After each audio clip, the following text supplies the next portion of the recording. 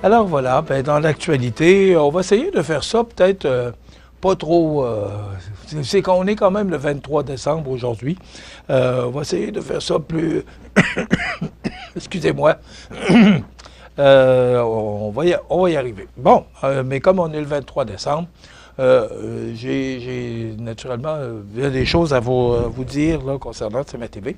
Alors, d'abord, Revenu Québec là, qui fait preuve de souplesse, bon, en raison de la grève des postes, là, afin de faciliter la vie des citoyens et citoyennes, des entreprises qui ont été touchées par l'interruption des services de Poste Canada. Revenu Québec nous faisait parvenir un communiqué pour nous informer qu'il ferait preuve de souplesse et accompagnera tout le monde dans l'accomplissement de leurs obligations fiscales pour éviter qu'ils ne soient pénalisés indûment. Et moi, je voulais vous en faire part de ce communiqué de presse-là parce que je trouvais que c'était important.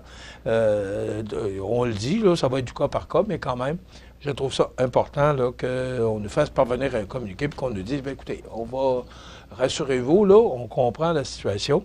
Vous savez, durant la grève des postes, là, ceux et celles qui sont habitués avec Internet là, et pour faire leur paiement, puis il y en a qui reçoivent aussi moins de courriers parce que leur courrier rentre par informatique, là, par courriel. Donc, c'est sûr que pour certains, là, ça a été peut-être un peu moins pire. Mais pour d'autres, qui se fient uniquement que sur Poste Canada, on pense aux entreprises, là, pour les colis. On a entendu parler bien en masse, là, sur les entreprises qui avaient à faire parvenir des colis à leurs clients qui fonctionnaient par Internet. Ben, on sait que ça a été difficile. Ça n'a pas été... Et en plus, ben, ça s'est réglé une semaine avant les fêtes. Donc, ça a été difficile pour certains. Alors, Revenu Québec dit, écoutez, passez des belles fêtes, là, puis on va trouver des moyens pour que tout ça se fasse dans l'harmonie et la douceur. Donc, c'est une bonne nouvelle. On en a parlé tout à l'heure avec Gaétane, la ville de Montmagny, qui se dote de 3 bancs familiaux visant à offrir plus de confort aux mères ayant besoin d'allaiter dans un lieu public ou à toute personne ayant un bébé à changer, un biberon à donner ou qui désire tout simplement se reposer. Bien, ça fait partie aujourd'hui de la réalité. C'est 15 000 qu'on a soutiré du programme de soutien aux politiques familiales municipales du gouvernement du Québec, puis également la collaboration du comité de la famille des aînés et du relais RE, trait d'union LAIT, c'est comme ça que ça s'écrit, relais, qu'on a pu procéder à l'installation de ces bancs familiaux. Donc, il va en avoir un au Parc Saint-Nicolas, un au parc récréatif et l'autre qui sera installé à l'Aréna. C'est d'ailleurs la photo que vous voyez, c'est le banc qui est installé à l'Aréna. Excusez-moi. À l'Aréna de Montmagny. Donc, quand on dit qu'on avance, je trouve que c'est une belle preuve. Et la ville de Montmagny, là, qui serait, et c'est mentionné dans le communiqué que nous avons reçu, qui serait une des premières municipalités adhérer ou établir ces 3 bancs, là, installer ces 3 bancs familiaux. Donc, félicitations à la ville de Montmagny pour cette avancée. Les acériculteurs de la Côte-du-Sud qui redonnent à la communauté pour Noël, encore là, une preuve là, des gens qui s'impliquent. Ce que j'ai retenu dans cette nouvelle-là, c'est qu'on donne, on dit, les arbres, là, c'est à tout le monde. Ben oui, c'est sûr que les agriculteurs sont propriétaires de leur terrain pour produire leur sirop d'érable, mais l'érable, ça appartient à tout le monde. Puis on dit, ben, c'est notre façon à nous de redonner aux gens d'ici. Alors, c'est 3 000 $, mais de plus, on nous disait que c'est 27 000 bouteilles de sirop d'érable évaluées à plus de 100 000 $ qui ont été offertes aux banques alimentaires du Québec par des producteurs et productrices acéricoles du Québec qui vont être distribuées là, pour le temps des fêtes. Donc, bravo, félicitations à tous les acériculteurs et acéricultrices. Et le 12 décembre dernier, on procédait à une journée nationale d'opération en sécurité routière. Bien, la sécurité routière, ce n'est pas que le 12 décembre, c'est 365 jours par année. Mais dans le temps des fêtes, bien, encore, je voyais ce matin quelqu'un sur les réseaux nationaux, quelqu'un qui s'est fait arrêter avec 4 fois la limite permise. 4 fois, ça veut dire que c'est 0,32. C'est épouvantable de savoir qu'il y a encore des gens qui conduisent leur véhicule qui vont au-delà du 0,08. Et là, 4 fois, ça commence à être critique. En tout cas. Alors, on dit que c'est entre 2018 et 2022, en moyenne, l'alcool était en cause dans 25 des collisions mortelles et dans 15 des collisions avec blessés. C'est quand même très important. Dans le Journal de Québec, ce matin, une entreprise pourrait délocaliser des emplois. Je vous montre la photo, vous allez peut-être la reconnaître. C'est Mme Geneviève Paris, qui est vice-présidente de Paber Aluminium à Cap-Saint-Ignace. Vous savez, avec la nouvelle loi là, pour le 10 des travailleurs, eh bien, ce qu'elle nous mentionne, c'est qu'en 2027, lorsque les permis de travail de ces employés étrangers arriveront à échéance, Paber Aluminium, une PME de Cap-Saint-Ignace, pourrait devoir se résigner à en laisser partir près d'une trentaine en raison des règles restrictives imposées par le gouvernement fédéral l'automne dernier. C'est sous la plume de Diane Tremblay du Journal de Québec de ce matin. Même, on pense qu'on pourrait peut-être même aller produire dans d'autres pays pour faciliter la main-d'œuvre, faciliter la production. C'est le gros problème des entreprises. Puis là, c'est Mme Paris qui parle. Mais il n'y a pas que Mme Paris, là. Il y a beaucoup d'entreprises de la région qui sont affectées par ces changements réglementaires qui limitent l'embauche de la main-d'œuvre à bas salaire à 10 en plus de la durée maximale d'emploi qui passe de 2 ans à 1 an. Les dossiers approuvés avant le 26 septembre 2024 restent soumis aux anciennes règles, ce que nous apprend Mme Tremblay et Mme Paris. Alors, ça fait partie de la réalité des entreprises. Parler de l'augmentation des taux. Bon, allons-y.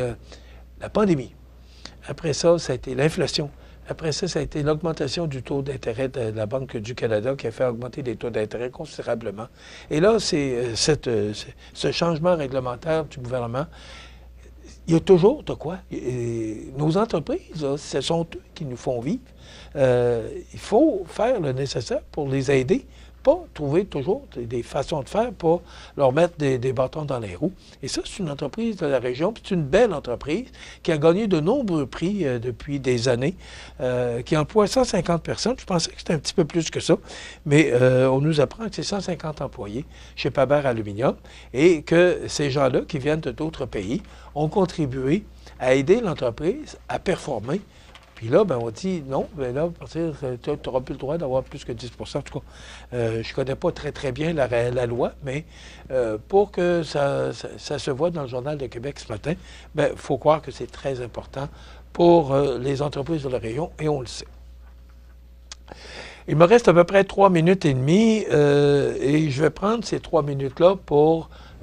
parce que c'est la dernière émission de 2024, parce que je vous informe qu'on prend un petit congé et on va s'arrêter. On va revenir le mardi 7 janvier. Donc, on prend une pause de quelques jours pour soigner l'outil de travail, mais aussi pour tout le monde. Je pense que tout le monde a bien besoin. C'était une grosse année 2024 pour toute l'équipe de CMA-TV. Alors, on prend ce temps pour se reposer un peu. Et je vous informe qu'aller jusqu'au 15 janvier, il me semble, c'est des invités. On est vraiment là, CMA-TV, on a... et vous voyez qu'à chaque jour, on a toujours des invités intéressants, des chroniqueurs, et ça continue. On prend de plus en plus de place dans le marché, et ça, c'est grâce, entre autres, à nos partenaires, nos clients, nos invités, à Cogeco aussi. Merci à Jessica Lalonde. Merci au câble Chouinard de Saint-Pamphile qui nous diffuse depuis le 3 septembre. Merci à Yuri Chouinard et Alexis Richard. Merci à nos clients qui permettent que nous puissions vous présenter cette émission-là tous les jours. Merci à nos partenaires et nos invités qui font le succès de notre entreprise. Merci à nos collaborateurs, Mathieu Labrec de Promutuel pour la chronique prévention, Daniel Lachance, pharmacien pour la chronique santé, Cynthia Lamontagne et Mireille Soucy pour la chronique culturelle, Mélissa Boilard pour le trait d'union, Jessica Fortier-Lavallée pour l'encre, Sky Vision, optométrice, Nicolas Turcot de Bouffard Sport, Valérie Lebel de la cuisinerie de Rendez-vous et de l'Évêque, et aussi... Ça, ce sont tous nos collaborateurs, nos chroniqueurs. Merci aussi à Jean Carbonneau, qui est notre maître d'œuvre, parce que Jean est là tous les matins pour préparer l'émission, diffuser, réaliser l'émission. Merci Jean Carbonneau pour l'excellent travail. Merci à Nadine Bélanger, qui est notre directrice des ventes. Merci à Lucette Joyal, qui est notre adjointe administrative. Mario Lacombe, qui est notre reporter journaliste. Et Christian Collin, qui, lui, plus dans l'ombre. Il travaille à diffuser des funérailles lorsque les salons funéraires nous demandent de diffuser les funérailles sur notre site Internet. Bien, ça commence à faire beaucoup de monde qui collabore au succès de CMA TV. CMA TV, c'est notre réseau de télévision, vous le savez, en plus d'avoir 31 télévisions dans toutes les salles d'attente d'hôpital jusque chez Mike Salopocatière. Nos panneaux d'affichage qui sont situés aux 3 entrées de la ville. On a également des partenaires pour nos panneaux d'affichage intérieur qui sont situés là, à Loiselière, VO2 Gym, Restaurant à la Rive, Microbrasserie Côte-du-Sud et Espace Citoyen. Mais tous ces partenaires-là font le succès de CMA TV et vous qui êtes là à tous les jours pour nous suivre. Merci d'être là. Merci d'être aussi nombreux à nous suivre à tous les jours. Je vous souhaite un beau temps des fêtes, une belle année 2025. Tout ce que je vous souhaite, c'est la santé parce que c'est un don bien précieux.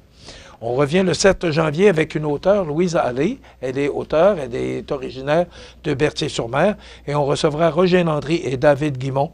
Donc voilà, je vous souhaite de joyeuses fêtes. On se retrouve le 7 janvier.